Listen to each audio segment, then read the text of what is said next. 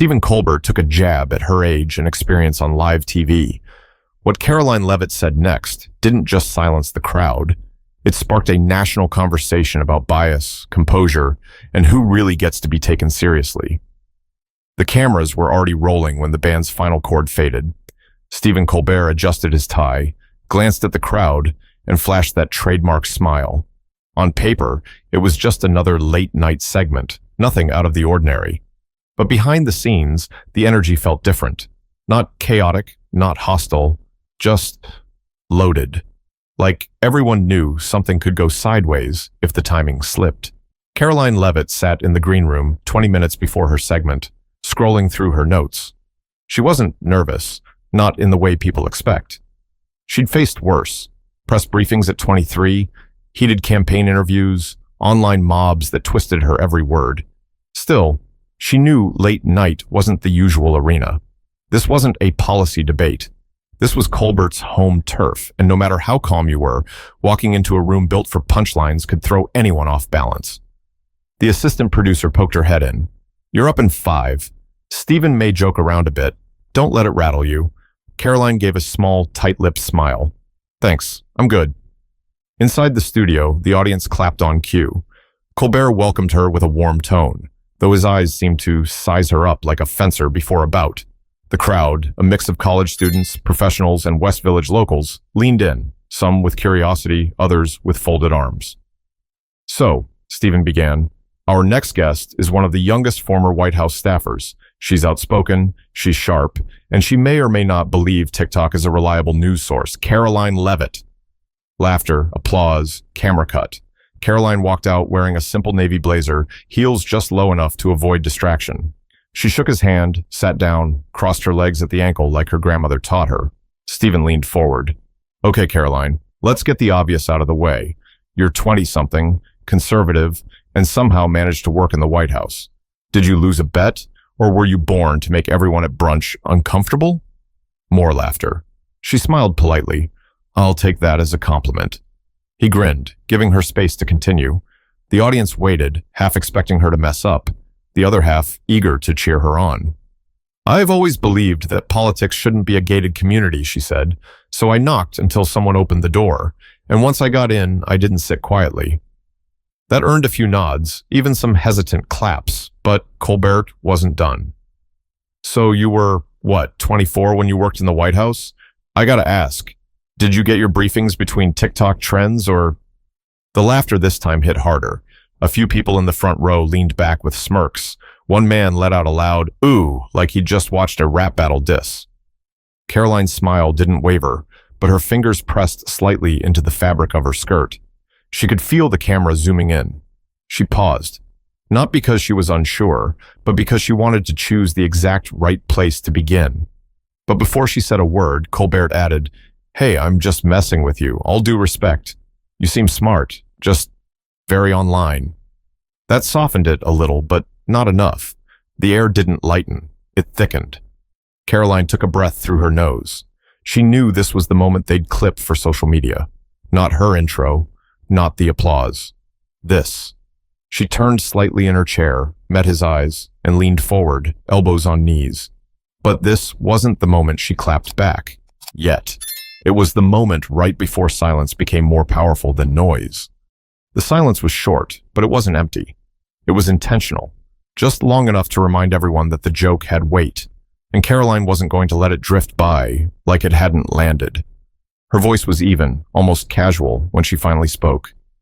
"You know, Stephen, if I were a young liberal woman who worked in a Democratic administration, would this conversation be going the same way?" The audience didn't laugh. They didn't clap either. They just listened. Stephen raised his eyebrows, surprised by how quickly the tone had shifted. He smirked and tried to reset. "Hey, I'm just giving you a hard time. It's late night, we poke fun. That's part of the deal." Karoline nodded. "I know, and I'm not complaining. But it's interesting how often people think being young and conservative must mean I stumbled into a job, or that I don't read beyond headlines. You'd never say that to someone your team agrees with." She wasn't angry. That's what made it land even harder. She didn't raise her voice. She didn't clap her hands or flip her hair or try to win the crowd. She simply talked, like she was in a room full of adults who should know better. Stephen shifted in his chair, maybe out of instinct. All right, fair point. You're right. I've got my biases. That's the brand, he chuckled, trying to break the tension. But come on, you've got to admit, working in politics at 24, that's wild. She tilted her head. It's unusual, not wild. I worked hard. I was qualified. I showed up early, stayed late, and kept my mouth shut when I needed to listen. There it was again, that deliberate calm. The kind that doesn't ask for respect, just expects it. Someone in the back of the audience let out a soft, a small sound, but it broke the barrier. The energy started to shift. Colbert tried again. Okay. So what was it like, walking into those rooms, being the youngest person in a suit? Karoline smiled. You mean besides being mistaken for an intern 3 times a week? Now the crowd laughed, but this time with her. She continued, there were days I wondered if I was in over my head. But then I'd watch grown men fumble basic press briefings. I'd see people twice my age avoid hard questions and blame their assistants. And I realized, experience doesn't always mean competence. That one hit harder than any punchline. Even Colbert gave a small nod. He didn't mean to. It just happened. The cameras cut briefly to the audience. People weren't leaning back anymore. They were leaning in. Karoline looked around the room. I get why people don't take me seriously at first. I'm young, I'm a woman, and I'm not afraid to say I lean right. That's 3 strikes before I even open my mouth in most media spaces. But I didn't come here to win a popularity contest. I came here because I still think the truth matters. Colbert leaned back slightly, no longer trying to pivot. All right, he said, quietly. I respect that. But Karoline wasn't finished. And look, I don't expect everyone to agree with me. That's not the point. But if we can't have a real conversation without assuming the worst about each other, then we're just stuck in performance mode. And I don't think the country needs more performers. The applause started slowly, then grew. Some people in the audience stood, not out of some coordinated statement, but because they felt like they had just seen something real. Stephen didn't say anything for a few beats. He glanced off camera, probably signaling to producers to hold the segment a little longer. Then he looked at her.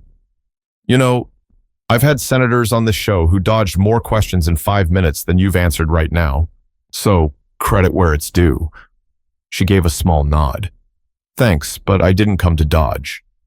But what happened after the cameras stopped rolling is where everything really started. The segment wrapped with a handshake. It wasn't stiff, but it wasn't warm either. Stephen thanked her, made a half joke about her scary level of composure, and tossed it to commercial. The band kicked in. The cameras pulled wide. On screen, it looked like any other guest exit. But backstage, the air had changed. Karoline stepped behind the curtain and walked back toward the dressing room, with one of the interns trailing behind her, headset in hand. The hallway was quiet, except for the muffled noise of the next segment beginning. When she passed a few crew members, they gave her a quick glance, not pitying, not smug, just curious, like they didn't expect that. She sat back on the couch in the green room and checked her phone.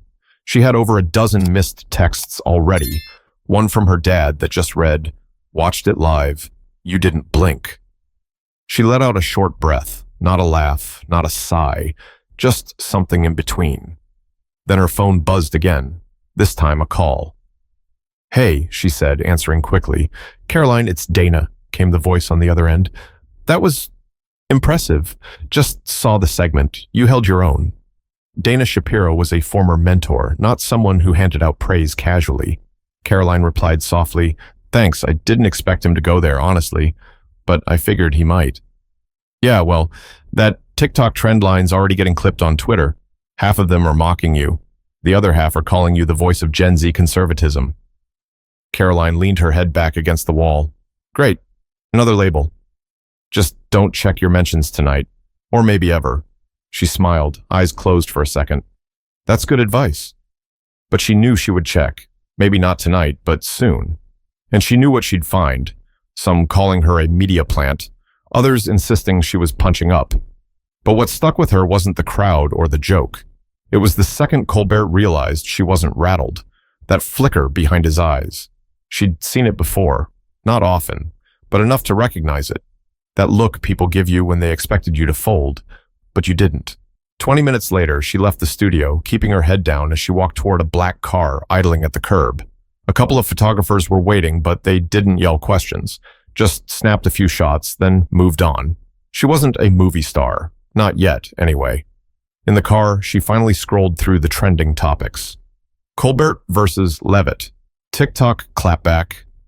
Young GOP star? The last one made her wince. She typed a few notes in her phone, ideas for a post she might write later. Something honest, maybe even a little raw, but nothing performative. She didn't want to capitalize on the moment. That wasn't who she was. Her driver turned down 11th Avenue. Rain started tapping against the window. "You okay back there?" he asked. "Yeah," she said, "just tired." "You were good. I saw it on the monitor outside. You didn't let him push you around." She met his eyes in the rear view. "Thanks." "No problem. A lot of people wouldn't have had the guts to sit there and say all that." Karoline didn't reply. She didn't need to. Instead, she stared out the window at the traffic lights changing color against the wet street. The car pulled into the entrance of her hotel. Before getting out, she checked one last thing, her inbox. There were 5 interview requests already. 1 from a major morning show, 2 from podcasts she didn't trust, 1 from a news outlet she'd been trying to get a reply from for 6 months, and then there was the email with the subject line, "We need to talk about tonight," from a senior producer at the very show she had just left. She didn't open it, not yet, but she didn't realize that the moment she stayed silent on air was about to make the loudest noise of all. By the next morning, the clip had already circled the internet twice. News anchors were quoting it, influencers were slicing it into reaction videos, and political accounts were spinning it like it was a campaign launch. But inside the Late Show offices, the vibe wasn't so triumphant. Stephen Colbert walked into the writer's room holding his coffee with both hands, not sipping, just holding. He was usually relaxed in the mornings, cracking jokes before they even finished the day's rundown. But today, he was quiet. The writers could tell before he even sat down. "All right," he finally said. "Let's talk about last night." Silence. Then one of the junior writers spoke up. "You want to address it on tonight's show?" Stephen scratched the back of his neck. "Not yet. I don't think we jump right into an apology tour or anything, but that moment's sticking. It's getting clipped by people who usually never share our stuff." Another writer added, "Honestly, she handled it better than most politicians we've had on." Stephen nodded once. "Yeah, that's the thing. She didn't flinch. She didn't come for a fight, and I gave her one." No one spoke for a second. Then the head writer chimed in. "It wasn't out of line. Not really. We've teased tougher guests harder." "Sure," Stephen said, "but they usually play back. She didn't try to out-funny me. She just made her case and let it hang there. It wasn't dramatic, but it landed." Meanwhile, just a few blocks away, Karoline was sipping diner coffee at a corner table near 9th Avenue. She'd chosen a place where she could keep her back to the wall and her eye on the entrance, an old habit from campaign life. The waitress had recognized her but didn't say anything beyond a polite refill. Across from her sat Jeremy Kessler, a journalist from St. Louis who'd always played it straight. No flashy hot takes, no gotcha questions, just thoughtful pieces in long form. He'd texted her that morning asking if she wanted to talk, not for an article, just to talk. "I've seen a lot of weird media moments," he said, stirring too much sugar into his coffee. "But that one? That felt like something turned." Karoline gave a tired smile. "Yeah, I've been getting that a lot." "You gonna go on another show? Do a follow-up?" "Not yet," she said. "I'm not trying to ride this wave like a PR stunt." Jeremy nodded. "Smart. You didn't manufacture anything last night. Just let the room catch up to what you were already saying." She looked around the diner. Most people were on their phones, a few watching a muted news segment above the counter, her face on screen next to Colbert's. "Feels weird," she muttered. "You didn't ask for it," Jeremy said. "That's why it worked." A table behind them was whispering, but not rudely. One woman gave her a slight glance, more curious than confrontational. Karoline didn't return it. She wasn't in the mood for strangers' opinions, positive or not. Back at the Late Show, Colbert paced the edge of the stage during rehearsal. "I keep thinking about what she said," he told his producer, "that if she were a liberal woman, the questions would have been different." The producer raised an eyebrow. Do you think she's wrong? I think she's right, Stephen said, almost without hesitation.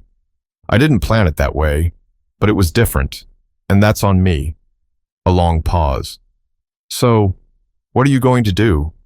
Stephen ran a hand through his hair. Not sure yet, but I'm not just going to pretend it didn't happen. But outside the media bubble, something bigger was already brewing, and neither of them could control where it was headed.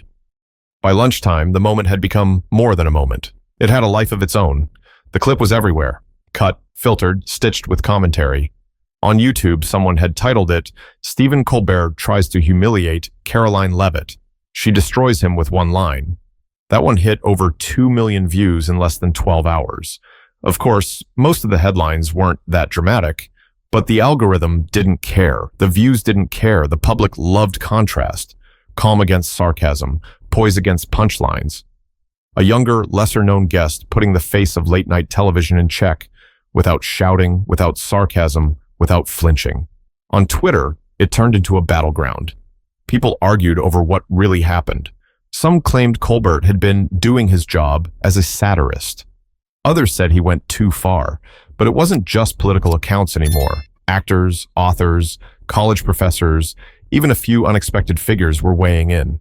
In Kansas City, a high school civics teacher played the clip for his 10th graders and asked them to write about how tone influences public discourse. In Phoenix, a local radio host paused his sports segment to say, "I'm not into politics, but this woman, she stayed so calm, man. That was different." Karoline sat on the floor of her hotel room, laptop open but untouched, her phone blowing up beside her. Her inbox was chaos. Media requests, speaking invitations, trolls, weird fan messages, and one producer offering her a guest slot on a reality show that made her laugh out loud. But the one message she kept rereading was from her grandmother. "I saw what they tried to do. You reminded them what grace looks like." That line stayed with her. She opened Instagram. She hadn't posted in weeks, not since a campaign appearance back in New Hampshire. She hovered over the upload button, then selected a photo someone else had snapped of her leaving the studio last night. Hair a little windblown, jacket just slightly wrinkled, no filters. She wrote, "Some moments aren't planned. I didn't go on TV to make a scene. I just went to represent what I believe, and to do it without yelling. Thank you to everyone who's reached out, even the ones who didn't agree but still showed respect. That's all I want, conversation, not theater." She hit post. Then she turned the phone face down on the carpet. An hour later, it had been shared over 25,000 times. Meanwhile, the producers at The Late Show were still debating what to do next. Their PR team had sent out a bland statement about encouraging spirited discussion, but it wasn't landing. Too neutral, too clean. Inside the control room, one of the editors leaned over to the head tech. "Hey, look at the numbers on that segment. We haven't seen engagement like this since the pandemic interviews." The head tech nodded. "It's weird, right? The show didn't break. It just paused, like she stopped the machine." Back in her hotel, Karoline finally accepted a Zoom call with someone she trusted, her former college roommate, Camille. She was a lawyer now, living in Austin, and usually didn't get pulled into politics unless it was about voting rights. Camille appeared on the screen with a grin. "Girl, what did you do?" Karoline laughed. "I sat in a chair and told the truth. You looked like you were playing chess and everyone else was still learning checkers." Karoline shook her head. "I wasn't trying to be clever. I just didn't want to play the game." Camille leaned forward. "Well, whether you meant to or not, you just blew open a conversation people have been tiptoeing around for years, about media, about gender, about how we frame intelligence, depending on who's talking." Karoline didn't respond at first. She just stared into the screen, then down at the notepad in her lap, where she'd scribbled half-thoughts during the night. A few words circled twice: "Don't shrink, don't snap, stand still and speak." But the more people watched, the more they wanted to hear what she'd say next. And Karoline wasn't sure if silence was still the best answer. It was only a matter of time before the backlash arrived. It always does. Karoline knew that. She'd prepared herself, or at least she thought she had. But the thing about backlash is it doesn't always look like fire. Sometimes it comes quiet, cold, sharp around the edges. The emails started changing. At first, they were just aggressive opinions, predictable and loud. But then came the subtler ones. networks reconsidering their invites, publicists suggesting she not overplay the moment, colleagues warning her about coming off too polished. It was a careful tightening. Not censorship, just pressure. That's when it really sank in. She hadn't broken a rule. She'd broken a rhythm. Stephen Colbert, on the other hand, was deep in internal meetings. His team was divided. Some said the clip was great for ratings. It made him look tough. Others said it made him look dismissive, even condescending. One executive suggested bringing Karoline back for a round 2 interview. Stephen refused. "If I bring her back now, it's just a stunt," he said. "I don't want this to become a meme war." "Too late," someone mumbled. He ignored it. Karoline took 2 days off her schedule. She flew to Indiana to see her mom, just to get off the grid. Small town, no press, no cameras. Her mom didn't ask about the show right away. Instead, she cooked. On the second morning, over scrambled eggs and burnt toast, her mom finally asked, "Are you okay?" Karoline shrugged. "Honestly, I don't know. You didn't do anything wrong." "I know, but it's weird how doing something right can make everything feel heavier." Her mom nodded. "Because it made people see themselves, and that's not always comfortable." Karoline didn't answer. She just stared at the snow outside the kitchen window. It wasn't sticking, just brushing the ground in loose, wet flakes. Back in New York, her name was still trending, for different reasons now. An op-ed ran in the Boston Globe accusing her of using measured tone to mask ideological extremism. A podcast host called her a Trojan horse in a blazer. A university debate team named her response the most composed moment in live television since 2015, all in the same news cycle. And then the late-night roundtables began. One of them, a comedy panel, used her clip as part of a skit. They exaggerated her calm voice, mocked her facial expressions, twisted her answers for laughs. A side-by-side video comparing the real footage to the parody racked up views fast. Karoline didn't react publicly, not to any of it. But inside, it started to sting. Not because they disagreed with her, but because they didn't even bother to hear her in the first place. She drafted several tweets, deleted them all, then typed something short and let it sit in her drafts. Sometimes the quietest moment makes the loudest enemies. She didn't post it. At the same time, her phone buzzed again. This time, it was an unknown number. She answered. "Karoline, this is Eric Lane with PBS Frontline. We're working on a documentary about media and political engagement, young voices in particular. I know the past week's been wild, but we'd love to include your perspective." She hesitated. "I'm not sure I'm the right person." He paused.